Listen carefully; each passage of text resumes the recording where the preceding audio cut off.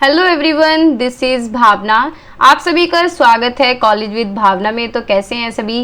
Hopefully सब अच्छे होंगे। आज क्लास करने वाले हैं नॉलेज लैंग्वेज एंड करिकुलम की बीएड सेकेंड ईयर का ये सब्जेक्ट है।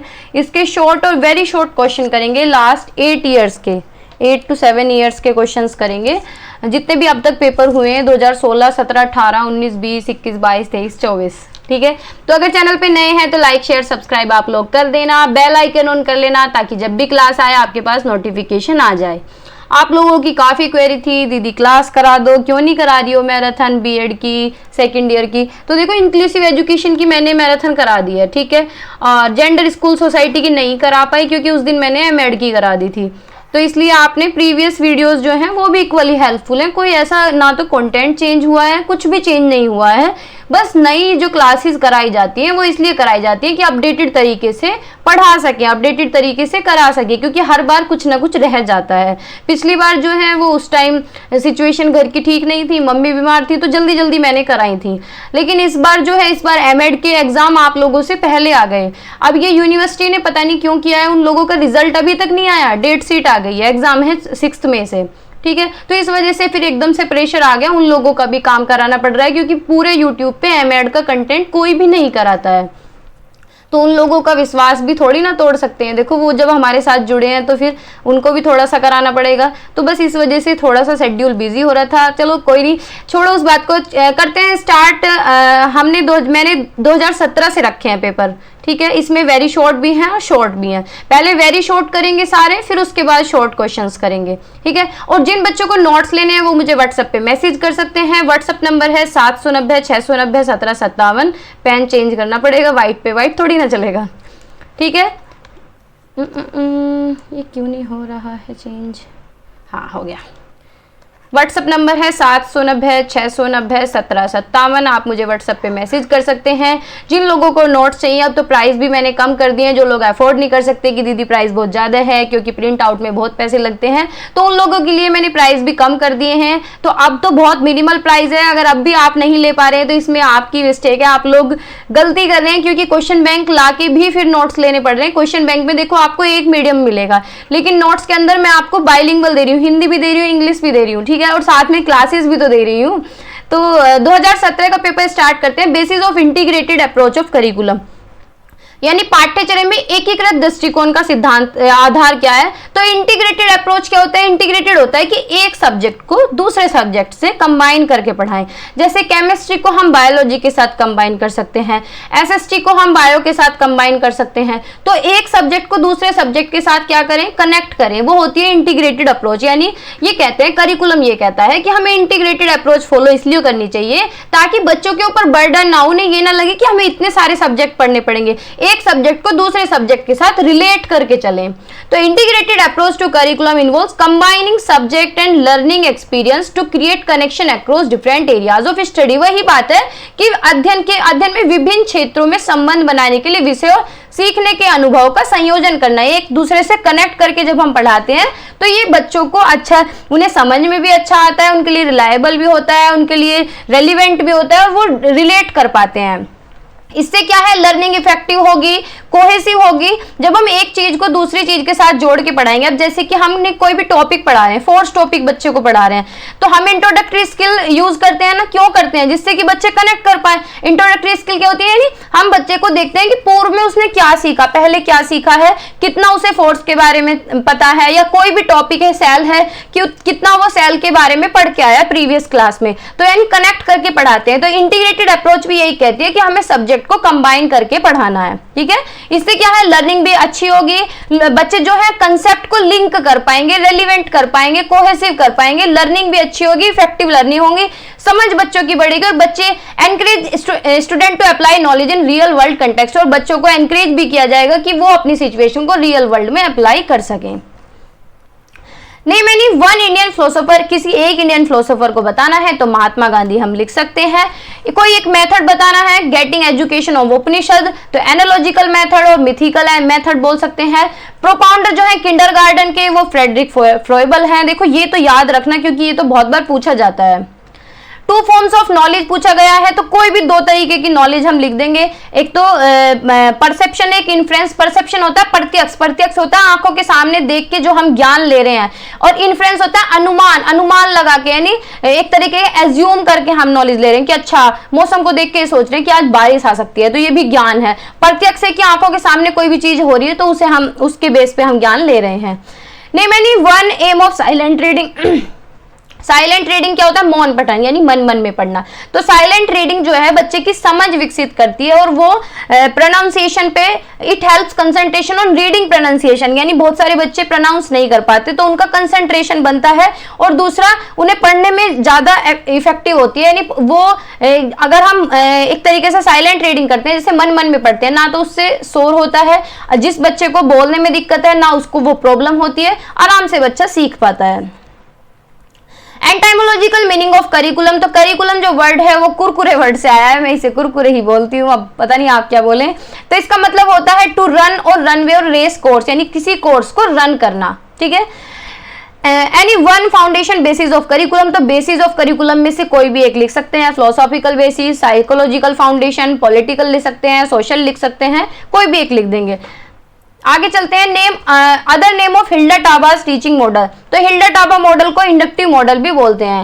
Any one obstacles in the way of curriculum change, यानी पाठ्यक्रम परिवर्तन की राह में कोई एक बाधा बताइए। तो यानी लैक ऑफ प्रोफेशनल डेवलपमेंट, यानी व्यावसायिक विकास का अभाव। 2018 का पेपर है name the educationist who gave the concept of negative education. तो ये तो हमने फिलॉसफी में भी पढ़ा था, आपने बीएड फर्स्ट ईयर में पढ़ा होगा। तो रूसियो है। Two reasons for slanting writing. Slanting होता है तिरछी लिखावट, इस तरीके से लिखते हैं जो बच्चे, इस तरीके से, है ना। तो इम्प्रॉपर पोस्चर की वजह से आपने देखा होगा बहुत बार जो लोग उल्टे हाथ से लिखते हैं ना, तो वो भी कॉपी को टेढ़ी कर लेते हैं। तो इनकरेक्ट पोस्चर की वजह से इस तरीके से लिखते हैं, और incorrect angle for the writing surface, ठीक है, यानी जहां पे लिख रहे हैं उसका एंगल ही गलत है।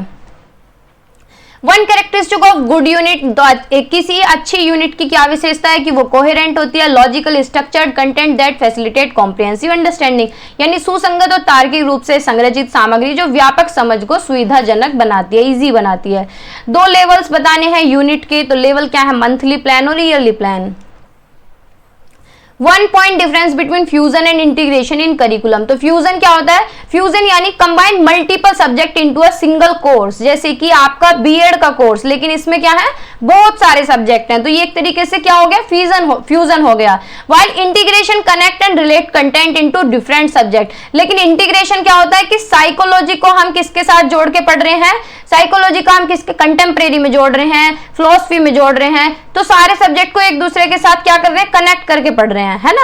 अब जैसे कि साइकोलॉजी है, तो साइकोलॉजी को हम स्कूल में अप्लाई करते हैं, तो स्कूल में हम क्या कर रहे हैं? कनेक्ट कर रहे हैं। एंथ्रोपोलॉजी है, उसके बारे में हम कल्चर के बारे में पढ़ते हैं एंथ्रोपोलॉजी के अंदर, तो उसे हम क्या कर रहे हैं? स्कूल में कनेक्ट कर रहे हैं, तो वो क्या हो गया? इंटीग्रेशन हो गया। लेकिन फ्यूजन क्या होता है कि बहुत सारे सब्जेक्ट एक ही कोर्स के अंदर, जैसे कि आपकी 6 किताबें हैं इस कोर्स के अंदर, बीएड कोर्स के अंदर। Name the philosophy that believes in an experimental based curriculum, यानी उस दर्शन का नाम बताइए जो प्रयोग आधारित पाठ्यक्रम में विश्वास करते हैं। तो प्रेगमेटिज्म विश्वास करते हैं। प्रेगमेटिज्म क्या क्या बोलते हैं? एक्सपेरिमेंट करके सीखो, यूटिलिटी यूज करके सीखो। How many factors are included in Iowa silent reading test. देखो ये क्वेश्चन एक ही बार पूछा गया और इस क्वेश्चन में थोड़ा सा क्या बोल सकते हैं कि गलत बोल सकते हैं, पता नहीं क्या आप इसे बोलना चाहेंगे। तो इसके 3 फैक्टर हैं, तो इसे हम स्किप भी कर सकते हैं। Knowledge is concrete in nature, यानी ये फॉल्स है, ऐसा नहीं है। नॉलेज कॉन्क्रीट थोड़ी ना होती है। कैसे किसी इंसान को सामने से देख के बता देंगे कि कितना ज्ञान है इसे, क्या क्या चीज की नॉलेज है, तो कॉन्क्रीट थोड़ी ना होती है। Schema is always objective, schema हमेशा ऑब्जेक्टिव होता है, तो ऐसा भी नहीं होता कि वस्तुनिष्ठ है, तो ये फॉल्स है। अगर कोई भी चीज ऑलवेज है, कोई भी चीज ओनली या ऑलवेज नहीं होती। One of the focus of silent reading is to avoid the burden of attention to pronunciation. ये सही है। साइलेंट रीडिंग का फायदा भी होता है, फायदा ये होता है कि जिस बच्चे को प्रोनाउंसिएशन नहीं आ रही है या बर्डन हो रहा है प्रोनाउंसिएशन का, वो कम हो जाता है, क्योंकि मन मन में पढ़ना होता है और मन मन में पढ़ के समझ लेते हैं, ना बोलना पड़ता है ना चिल्लाना पड़ता है। 2019 का paper full form of NCERT national curriculum framework. दो इंपॉर्टेंस बतानी है टेक्स्ट बुक की, तो टेक्स्ट बुक के अंदर हमें एक स्ट्रक्चर वे में कंटेंट मिलता है, यानी प्रॉपर तरीके से स्टैंडर्डाइज इंफॉर्मेशन मिलती है, यानी मानकीकृत जानकारी। यानी अगर हमें कोई भी डेट देखनी है कि एनसीईआरटी कब आई थी या कोई भी एक्चुअल डेट देखनी है, तो हम किसी बुक पे विश्वास नहीं करते, लेकिन एनसीईआरटी पे सब विश्वास करते हैं ना। तो इसके अंदर क्या है, स्टैंडर्डाइज इंफॉर्मेशन होती है। ये एक रिलायबल रेफरेंस है टीचर्स के लिए भी और बच्चों के लिए भी, यानी विश्वसनीय है, विश्वास कर सकते हैं। टीचर के साथ भी कोई पक्षपात नहीं है, बच्चे के साथ भी कोई पक्षपात नहीं है।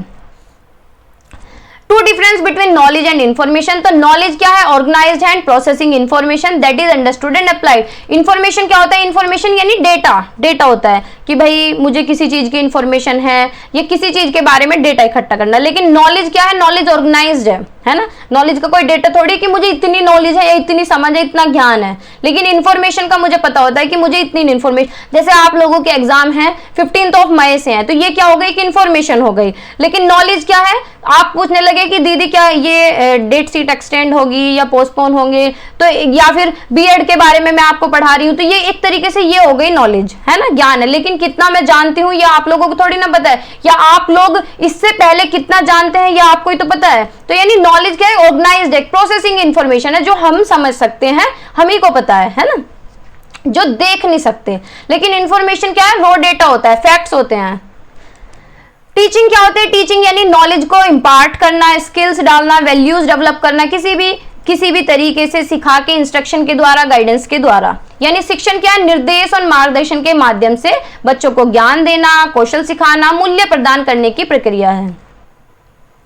करिकुलम क्या है, plan set of lessons. Curriculum के अंदर बिल्कुल प्लान तरीके से लेसन्स होते हैं, कोर्स होते हैं, एकेडमिक कंटेंट है, जो कि किसके द्वारा ऑफर किया जाता है, एजुकेशनल इंस्टीट्यूशन के द्वारा।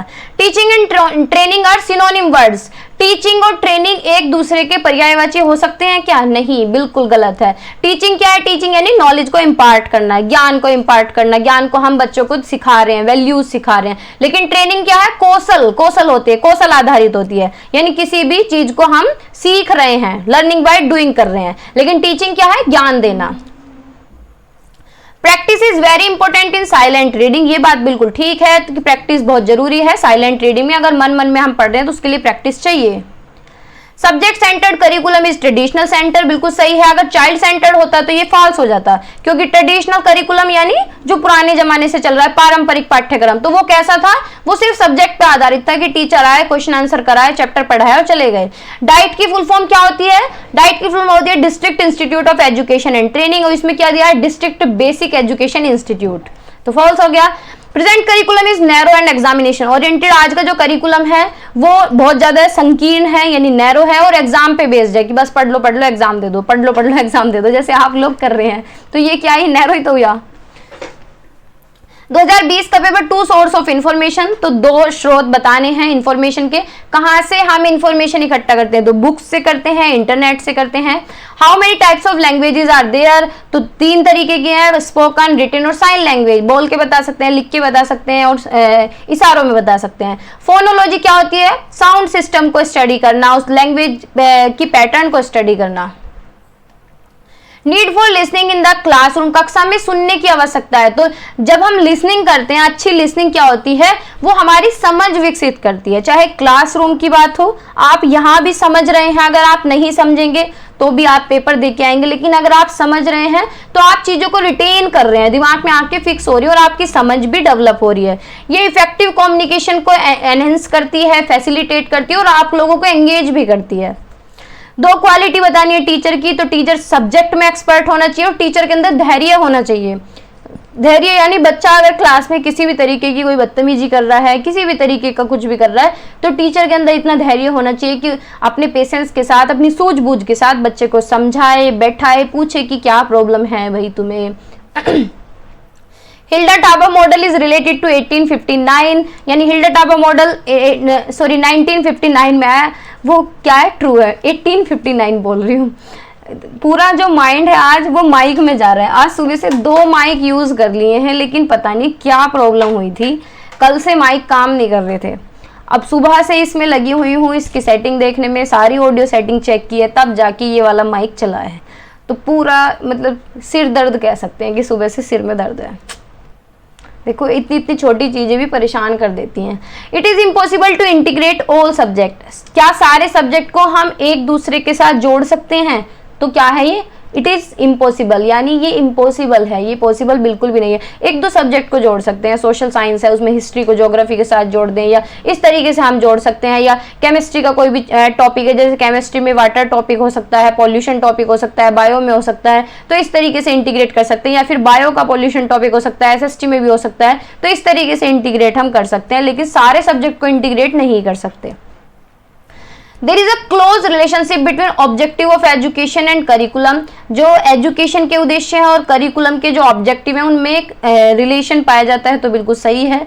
एजुकेशन के ऑब्जेक्टिव भी ये होते हैं कि बच्चे को सक्सेस मिल सके, और करिकुलम का ऑब्जेक्टिव भी यही होता है कि बच्चे अपने गोल एंड ऑब्जेक्टिव पूरे कर सकें, बच्चे क्या है सक्सेस पा सकें। डिक्टेशन मीन्स प्रोनाउंसिएशन, डिक्टेशन का मतलब प्रोनाउंसिएशन होता है क्या? नहीं, फॉल्स है ना। Ancient language of India is Hindi, तो हिंदी नहीं है भाई, संस्कृत है, तो ये भी फालतू। अब वैसे ट्रू फॉल्स कम आते हैं, जो रिसेंट के पेपर हैं उनमें डेफिनेशंस आती हैं। देखो आप जैसे जैसे आगे बढ़ते जाएंगे ना हम ईयर वाइज, आप देखना कितने चेंजेस आपको देखने के लिए मिलेंगे। ये 2021 का पेपर है। एक्सियोलॉजी क्या होता है? तो एक्सियोलॉजी क्या है? फिलॉसफी की ब्रांच है, जिसके अंदर हम मूल्यों को पढ़ते हैं, एस्थेटिक को पढ़ते हैं, सौंदर्य को पढ़ते हैं, नैतिक मूल्यों को पढ़ते हैं, है ना। Difference between knowledge and skill, तो नॉलेज क्या है? हमारी समझ, and information one has about a subject. Knowledge क्या है? एक तरीके से, अच्छा दूसरा पूछा गया है स्किल्स, तो नॉलेज क्या है? नॉलेज हमारी समझ होती है, जो हमारे पास ज्ञान है, जो हमारे पास जितना भी ज्ञान है, जितनी भी इंफॉर्मेशन है। लेकिन स्किल्स क्या है? Are the abilities to perform task and apply knowledge in practical situation, यानी कौशल होता है किसी चीज को, जो भी हमें आता है उसे प्रैक्टिकल तरीके से अप्लाई करना प्रैक्टिकल सिचुएशन में। स्किल यानी कोई भी काम, अब जैसे कि आपको खाना बनाना आता है, लड़कियां इसमें बहुत सारी हैं, तो यानी खाना बनाने, सब लड़कियों को खाना बनाना आता है, लेकिन ये आपकी कला है, आप इसे प्रैक्टिकल सिचुएशन में अप्लाई कर सकते हैं इस नॉलेज को, ठीक है। लाउड रीडिंग क्या है? जोर से पढ़ना, तो loud reading involves reading text aloud to improve pronunciation. अगर हम तेज तेज पढ़ते हैं तो हमारी जो प्रोनाउंसिएशन है वो इंप्रूव होती है, हमारे बोलने में फ्लुएंसी आती है, कॉम्प्रिहेंशन, हमारी समझ विकसित होती है ना।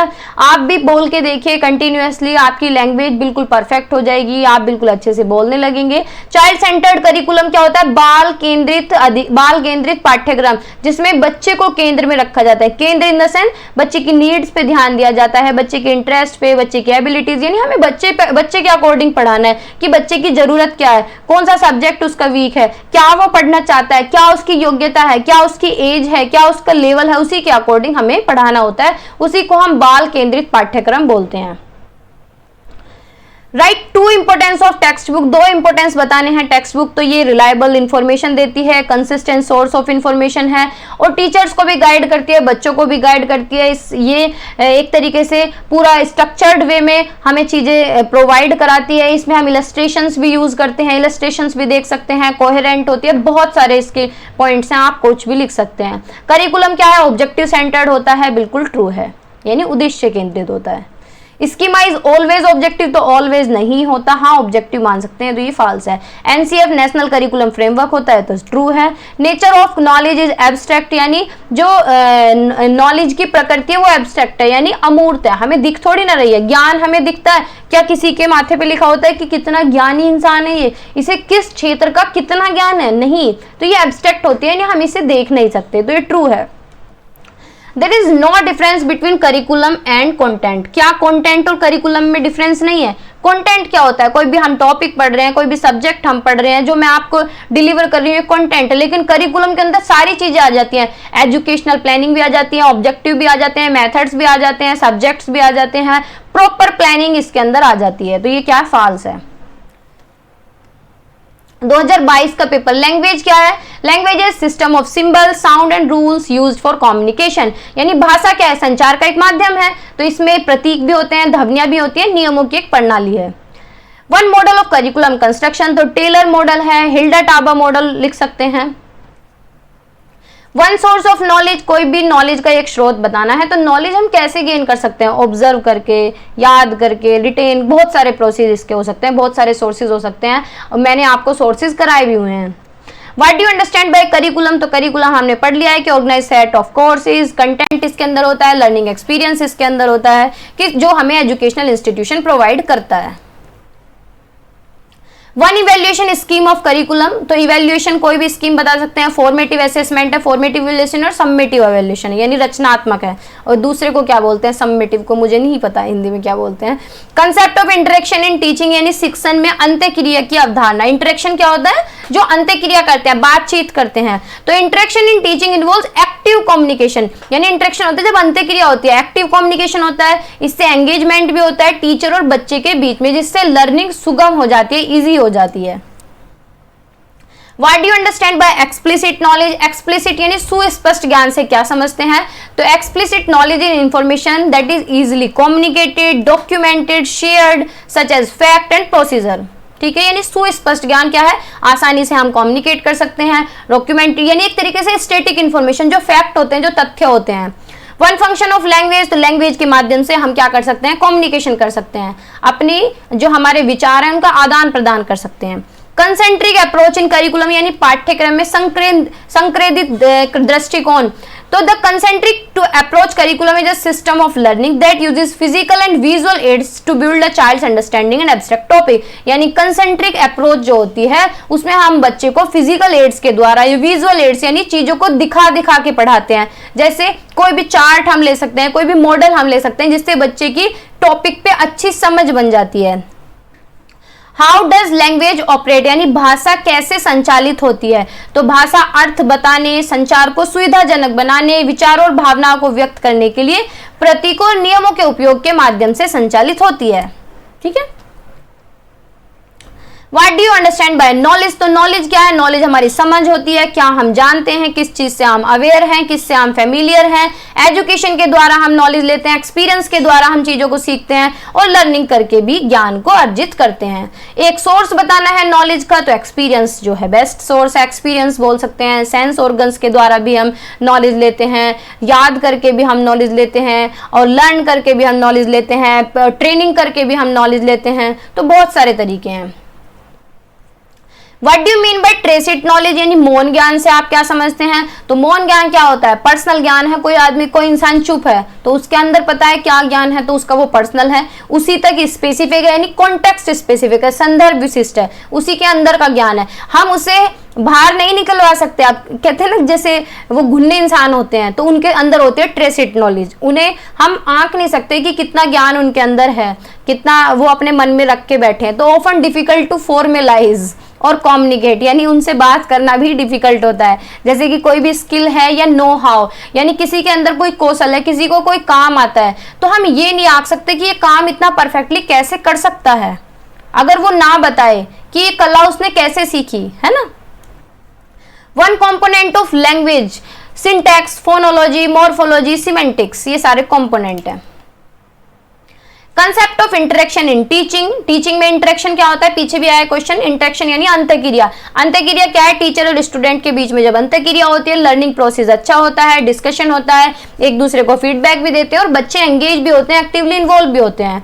डेफिनेशन बतानी, लैंग्वेज क्या है, विचारों को आदान प्रदान करना, संचार का एक माध्यम है।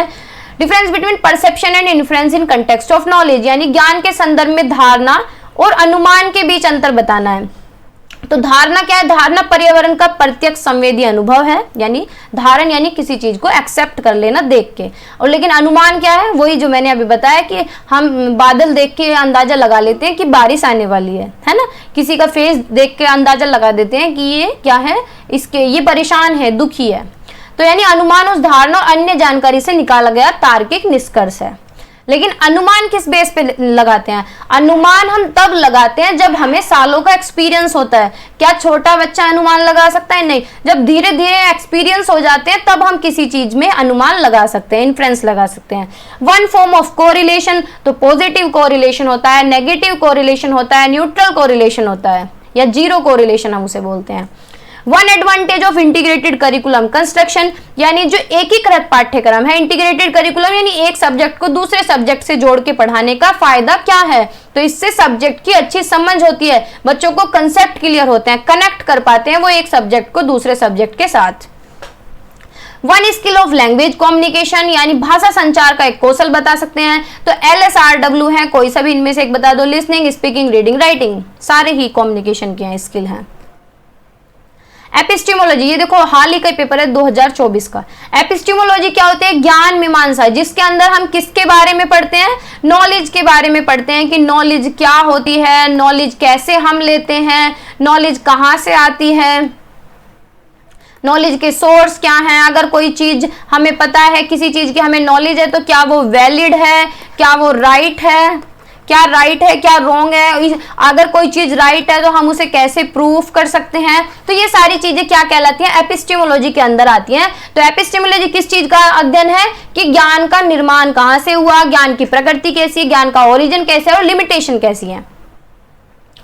Right any two importance of language, भाषा के कोई दो महत्व बताने। तो भाषा के माध्यम से हम क्या करते हैं? संचार करते हैं, अपने विचारों को व्यक्त करते हैं, अपने भावनाओं को व्यक्त करते हैं। What do you mean by core curriculum? तो कोर करिकुलम क्या होता है? कोर यानी जो हम subject, common subject to all subject, यानी आपका कोर क्या है, आपके कोर सब्जेक्ट क्या हैं? तो 5 सब्जेक्ट आपके कोर सिलेबस में आते हैं, एक ऑप्शनल में आता है, यानी 5 जो है सभी के लिए सेम है।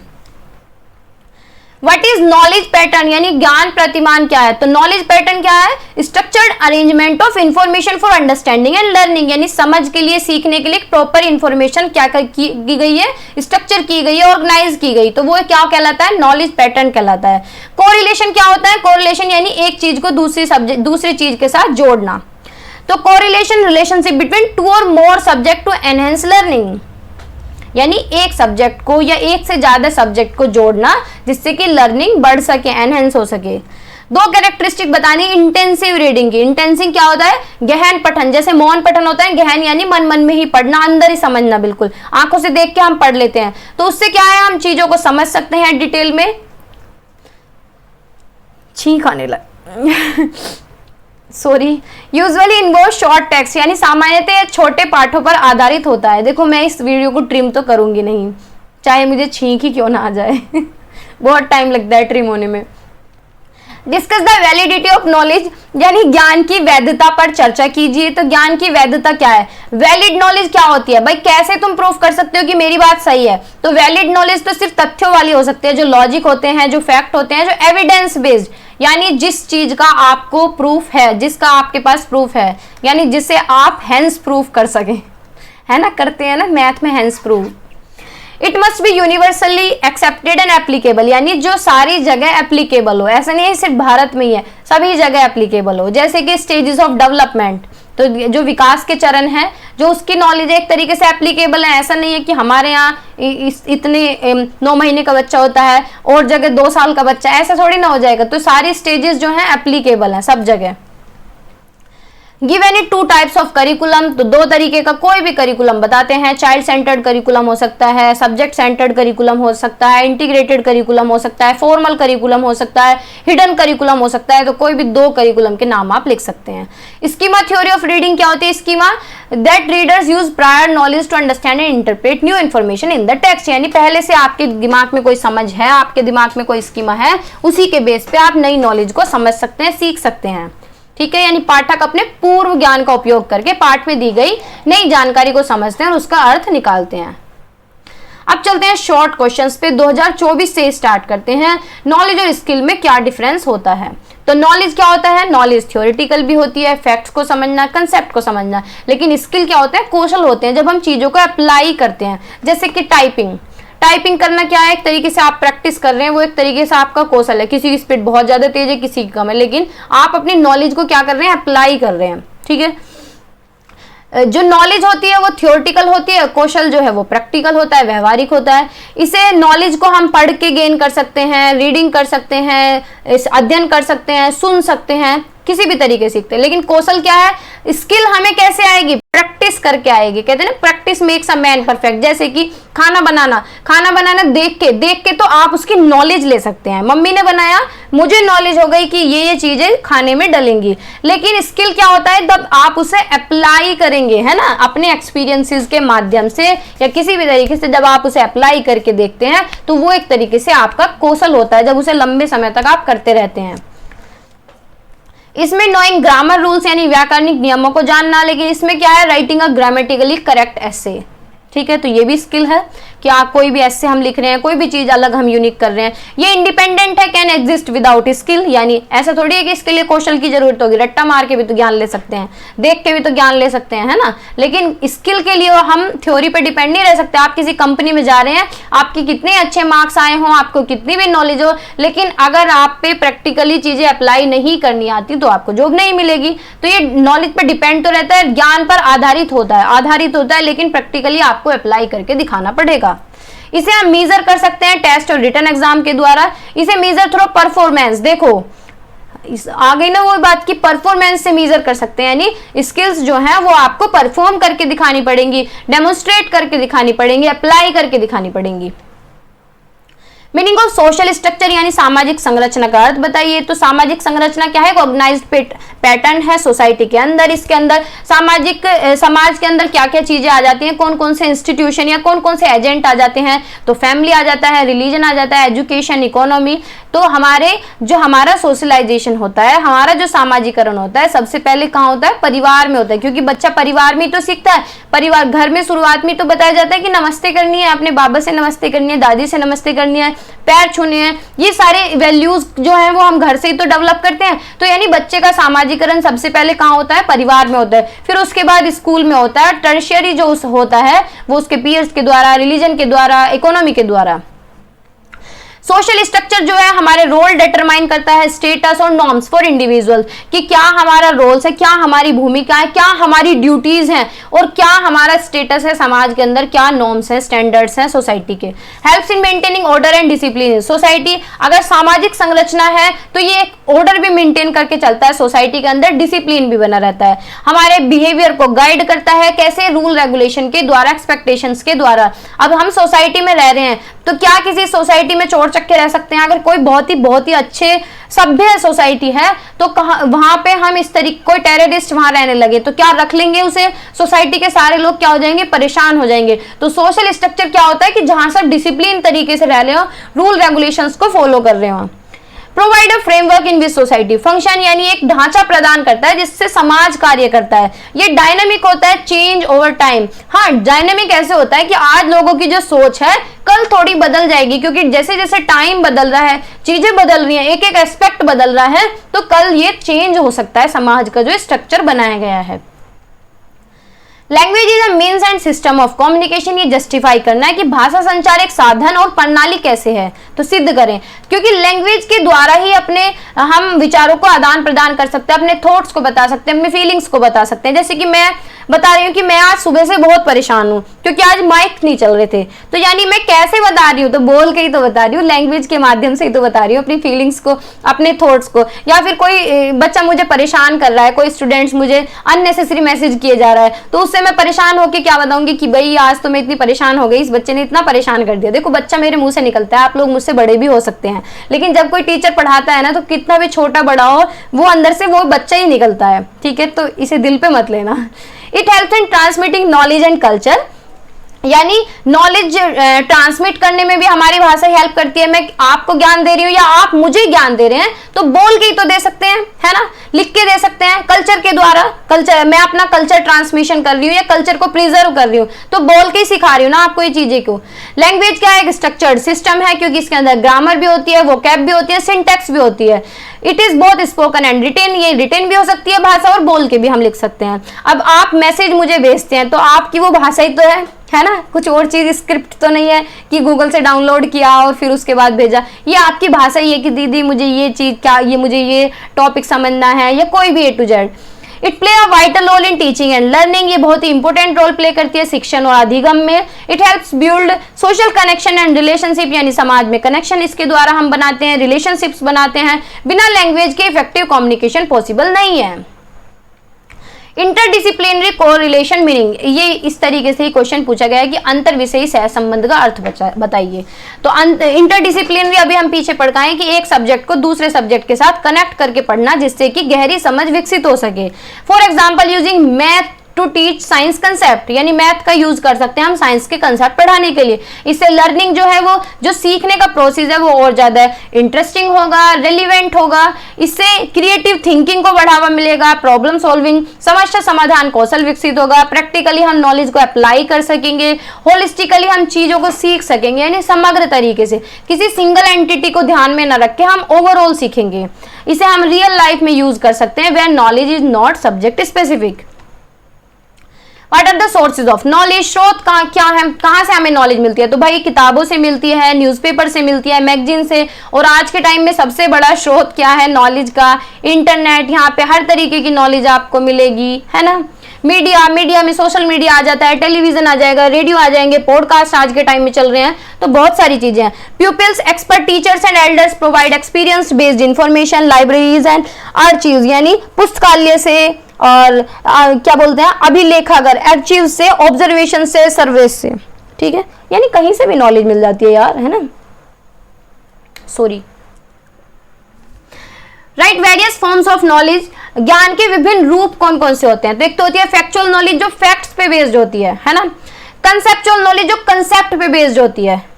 प्रोसीजर नॉलेज जिसमें एक हमें पूरा प्रॉपर तरीका यूज करना होता है कि स्टेप वाइज स्टेप हम चीजों को कर रहे हैं, जैसे कोई एक्सपेरिमेंट कर रहे हैं तो उसके लिए हमें प्रॉपर स्टेप से जाना पड़ेगा।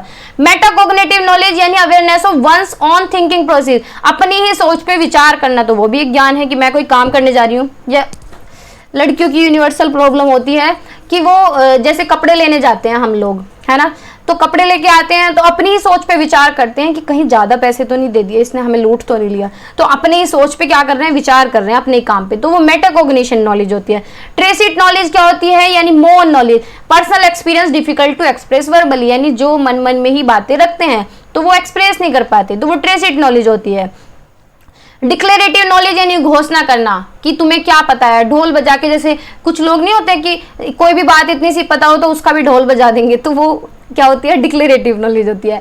एक्सपीरियंशियल नॉलेज क्या होती है, जो हम हाथों से करके सीखते हैं, जैसे खाना बनाना सीख रहे हैं, कढ़ाई बुनाई सिलाई इस तरीके काम सीख रहे हैं, या लड़के हैं कोडिंग वगैरह सीखते हैं, कंप्यूटर का कोई भी वर्क हो सकता है, डेटा पे वर्क करना सीखते हैं, तो वो क्या है, एक्सपीरियंशियल नॉलेज है, जब हम अपने हाथों से यूज करके सीखते हैं।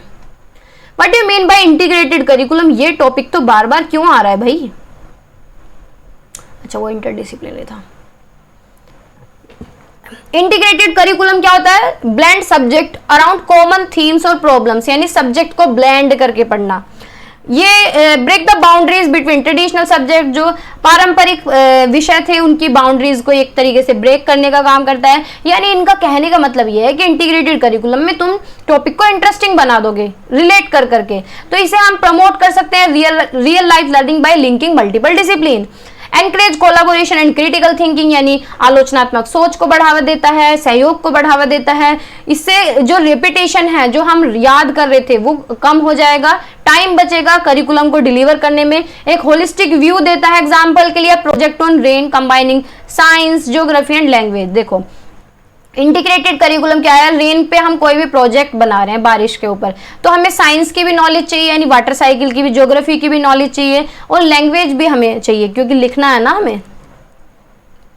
मेन कंपोनेंट ऑफ नॉलेज, भाषा के प्रमुख घटक क्या है, तो फोनोलॉजी यानी जिसके अंदर हम साउंड की स्टडी करते हैं, मॉर्फोलॉजी स्ट्रक्चर और फॉर्मेशन ऑफ वर्ड्स जैसे प्रीफिक्स, सफिक्स और रूट वर्ड्स। सिंटैक्स क्या है, रूल्स फॉर सेंटेंस कंस्ट्रक्शन, यानी सेंटेंस बनाने के लिए जो रूल्स हम यूज करते हैं। सिमेंटिक्स होता है किसी शब्द का या सेंटेंस की मीनिंग की स्टडीज के अंदर करते हैं। प्रैग्मेटिज्म होता है contextual use of language in social setting, यानी लैंग्वेज को अप्लाई करना सोशल सेटिंग में, सामाजिक तरीके से। वोकैब क्या होती है, जो हमारे वर्ड होते हैं जिनसे हम एक्सप्रेस करते हैं, collection of word use for expression. Discourse क्या होता है, use of language in spoken और रिटन फॉर्म, जैसे कि एसे और कन्वर्सेशन। 2023 के क्वेश्चन देखते हैं। कंपोनेंट्स ऑफ नॉलेज हमने पढ़ लिया है पीछे, नॉलेज और इंफॉर्मेशन बिल्कुल स्टार्टिंग में पढ़ा था, ठीक है। Language as the medium of instruction, भाषा माध्यम है, ये भी हमने कर लिया है पीछे। Correlation of language and education, वही बात है, इंटरकनेक्टेड, यानी लैंग्वेज और एजुकेशन को हम कोरिलेट करके कैसे पढ़ते हैं। तो लैंग्वेज क्या है, प्राइमरी मीन्स है, यानी ये प्राथमिक माध्यम है जिसके द्वारा नॉलेज हम ट्रांसमिट भी करते हैं, यानी ट्रांसमिट कर रहे हैं और समझते भी हैं किसी भी एजुकेशनल कंटेक्स्ट में। Proficiency in the language of instruction is essential for academic success, अगर हमें भाषा पे अच्छी समझ है, भाषा की अच्छी पकड़ है, तभी हम एकेडमिकली सक्सेस हो सकते हैं। एकेडमिक सक्सेस होने के लिए लैंग्वेज पे फ्लुएंसी होना बहुत जरूरी है। लैंग्वेज हमारा जो है वो संज्ञानात्मक विकास को आकार देती है, यानी कॉग्निटिव डेवलपमेंट को। कॉग्निटिव डेवलपमेंट यानी जो हमारी सोच है, जो हमारा समझ है, जो हमारा तर्क है, उस सारी चीज को शेप देने का काम करती है भाषा। And influence learning strategies and academic achievement, जो हमारे एकेडमिक अचीवमेंट है उसको भी प्रभावित करती है, जो सीखने सिखाने की रणनीतियां हैं उनको भी प्रभावित करती है। Education play a crucial role in language acquisition literacy development, शिक्षा जो है बहुत ही महत्वपूर्ण रोल निभाती है कि हम एजुकेशन को कैसे लैंग्वेज को कैसे अर्जित कर रहे हैं, भाषा कैसे सीख रहे हैं, कैसे हमारा लिटरेसी डेवलपमेंट हो रहा है। लैंग्वेज के द्वारा हम अपने आइडियाज को एक्सप्रेस करते हैं, कोलैब करते हैं दूसरों के साथ, और क्रिटिकल थिंकिंग भी हमारी डेवलप होती है, एनालाइज करते हैं एजुकेशनल सेटिंग में चीजों को।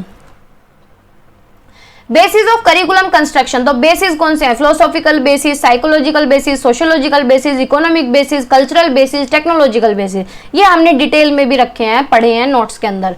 तो फिलोसॉफिकल बेसिस यानी गाइड बाय एजुकेशनल फिलोसॉफीज, जो जितने भी फिलोसोफर थे एजुकेशनल फिलोसॉफीज, उनके जो विश्वास हैं, उनके जो थॉट्स हैं, उन्होंने जो गाइड किया है, जो बताया है एजुकेशन के बारे में। साइकोलॉजी यानी साइकोलॉजी की जितनी भी थ्योरीज हैं, जैसे कि डेवलपमेंटल थ्योरीज हैं, लर्निंग थ्योरीज हैं। सोशियोलॉजिकल बेसिस जिसके अंदर हम सोसाइटी के बारे में पढ़ते हैं, सोशल नॉर्म्स, नीड्स, ये सारी चीजें। इकोनॉमिकल बेसिस यानी जिसके अंदर हम डिमांड्स और इकोनॉमिक ट्रेंड्स को पढ़ते हैं। कल्चरल बेसिस जैसे कि एंथ्रोपोलॉजी हम पढ़ते हैं तो उससे हम बच्चों को भी सिखाते हैं कैसे अपनी कल्चर को प्रिजर्व करना है और कैसे ट्रांसमिट करना है। टेक्नोलॉजी बेसिस, आज के टाइम में टेक्नोलॉजी ऐड हो गया है, एक तरीके से आधार बन गया है करिकुलम कंस्ट्रक्शन का, क्योंकि टेक्नोलॉजी ट्रेंड है आज के टाइम में। तो integrated advancement in technology and digital literacy. Characteristic of language, तो लैंग्वेज क्या सिस्टमेटिक होती है, स्ट्रक्चर्ड होती है, सिंबल बेस्ड होती है। अपने आइडियाज को हम एक तरीके से सिंबल्स या साउंड्स पे भी बेस्ड होते हैं, इशारों में बातें कर लेते हैं। कन्वेंशनल होती है, पारंपरिक, यानी language work because people agree on the meaning and usages of word, यानी भाषा इसलिए कार्य करती है क्योंकि लोग शब्दों के अर्थ और प्रयोग से सहमत होते हैं। भाई बिना बोले कि आपको समझ आ जाएगा, इशारों में समझा दूं, नहीं, आप भी तो सहमत हो रहे हैं ना। सोशल होती है, समाज में हम बात कर सकते हैं, इंटरेक्ट कर सकते हैं, लोगों के साथ कम्युनिकेट कर सकते हैं। डायनेमिक और रिवॉल्विंग है, यानी जैसे जैसे टाइम बदल रहा है तो हमारे बोलने का, हमारे वर्ड्स, बहुत सारी चीजें चेंज होती आ रही हैं। लर्न बिहेवियर यानी सीखा हुआ व्यवहार, तो language is not inherited, is learn through experience and practices, यानी भाषा जन्मजात नहीं होती है, अनुभव और अभ्यास से सीखी जाती है। लेकिन कुछ साइकोलॉजिस्ट ये भी बोलते हैं कि भाषा जन्मजात होती है। एक्सप्लिसिट नॉलेज, स्पष्ट ज्ञान, जो हम पढ़ के आए, स्पष्ट ज्ञान यानी जिसे हम पहचान सकते हैं, देख सकते हैं, बिल्कुल जो क्लियर होता है, एक तरीके से फॉर्मल होता है। जैसे फैक्चुअल बेस्ड नॉलेज होती है, कोई भी डॉक्यूमेंटेड होती है, कोई भी कोडिफाइड चीजें हैं जिसे हम ट्रांसफर कर सकते हैं लिख के या वर्बल इंस्ट्रक्शंस के द्वारा। जैसे कि देखो एग्जाम्पल के लिए फैक्ट हैं, कोई भी थ्योरीज हैं, कोई भी प्रोसीजर्स हैं, कोई भी रूल है। जैसे मैथ की नॉलेज है तो मैथ का एक तरीके से एक्सप्लिसिट नॉलेज है, क्योंकि हम सिखा सकते हैं, बता सकते हैं कि कौन सा फॉर्मूला कहाँ लगा है। ठीक है, यानी देखो इन्होंने कहा है कि explicit knowledge contrast with tacit knowledge. Tacit knowledge कौन सी होती है, जो हमारे मन में होती है, जिसे ना तो हम देख सकते हैं, ना हम उसे एक्सप्रेस कर सकते हैं, ना सामने वाला समझ सकता है। एक्सप्लिसिट नॉलेज कैरेक्टराइज्ड बाय, जो स्पष्ट ज्ञान की विशेषता क्या है, तो ये क्लैरिटी होती है, क्लियर होती है, क्योंकि फैक्चुअल बेस्ड है, ना कोई किसी तरीके का इमेजिनेशन करने की क्या सोच रहा होगा, क्या ज्ञान है, तो बिल्कुल क्लियर होती है। जैसे मैथ फॉर्मेलिटी होती है, यानी इसे हम कोडिफाइड करते हैं, डॉक्यूमेंटेड कर सकते हैं। एक्सेसिबल यानी सब तक पहुंच पाती है, अवेलेबल हो जाती है, ट्रांसफर हो जाती है। जैसे मैथ का मैंने एग्जांपल दिया, तो मैथ आप किसी को भी समझा सकते हैं, शेयर कर सकते हैं, किसी से भी बातचीत कर सकते हैं कि इसमें क्या फॉर्मूला लग रहा है, क्या टॉपिक है। कॉन्शियस अवेयरनेस यानी individual are consciously aware for the explicit knowledge, यानी इसके बारे में सब जागरूक होते हैं क्योंकि ये दिखती है। 2022 का पेपर देखते हैं। देखो कंसेप्ट ऑफ नॉलेज, नॉलेज हमने बहुत सारा पढ़ लिया। तो नॉलेज क्या है, जो हम सीखते हैं किसी भी सिचुएशन से, किसी भी एक्सपीरियंस से, एजुकेशन के माध्यम से, थ्योरेटिकल माध्यम से, प्रैक्टिकल तरीके से सब्जेक्ट को समझ के। What is non in a particular field, यानी नॉलेज क्या है, किसी सब्जेक्ट के बारे में, किसी फील्ड के बारे में जो हम जानते हैं, किसी तथ्य के बारे में जो हम जानते हैं, कोई भी इंफॉर्मेशन हमारे पास है तो वो भी ज्ञान है, किसी भी सिचुएशन से हम अवेयर हैं तो वो भी ज्ञान है, एक्सपीरियंसेस के द्वारा जो मिल रहा है वो भी ज्ञान है। देखो आगे विलियम जेम्स ने डेफिनेशन भी सेम ही दे दी कि अंडरस्टैंडिंग बेस्ड ऑन एक्सपीरियंस, जो समझ हमारी किससे बनी है, अनुभव से, तो वो भी ज्ञान है। इंफॉर्मेशन के बेस पे है जो हम कम्युनिकेट कर पाते हैं, वो भी ज्ञान है। और 3 तरीके से जो हमारे डिजायर, इमोशन और नॉलेज यानी human behaviour flaws from 3 main source, ये प्लेटो ने डेफिनेशन दी है। कॉन्फ्यूशियस ने कहा कि रियल नॉलेज वो है know the extent of one's ignorance, ये कन्फ्यूशियस ने डेफिनेशन दी कि असली ज्ञान किसी के अज्ञान की सीमा को जानना है। अब जैसे कि कोई बेवकूफ़ आदमी आपके सामने बोलने लगे, तो होशियार कौन होता है, जो चुप रहता है। बेवकूफ़ जो होता है जो बहुत ओवर बोलता है ना। तो यानी कहते हैं ना कि अगर दो सिचुएशन में इंसान को चुप होना चाहिए, तो ज्ञानी के सामने या अज्ञानी के सामने, है ना। नॉलेज इज फैमिलियरिटी, अवेयरनेस और अंडरस्टैंडिंग ऑफ समवन और समथिंग, किसी चीज को समझना है, किसी को समझना ज्ञान कहलाता है। थ्योरेटिकल और प्रैक्टिकल अंडरस्टैंडिंग किसी भी सब्जेक्ट की ज्ञान कहलाता है। फैक्ट्स, इन्फॉर्मेशन और स्किल जो हम एक्वायर करते हैं एक्सपीरियंस और एजुकेशन के माध्यम से, वो भी ज्ञान है। नॉलेज कोई फैक्ट्स, वो इस सारी चीजें वही घूम घूम के आ रही है। कुछ चीज हम याद कर रहे हैं तो वो भी ज्ञान है, प्रैक्टिकली अप्लाई कर रहे हैं तो वो भी ज्ञान है, समझ रहे हैं तो वो भी ज्ञान है।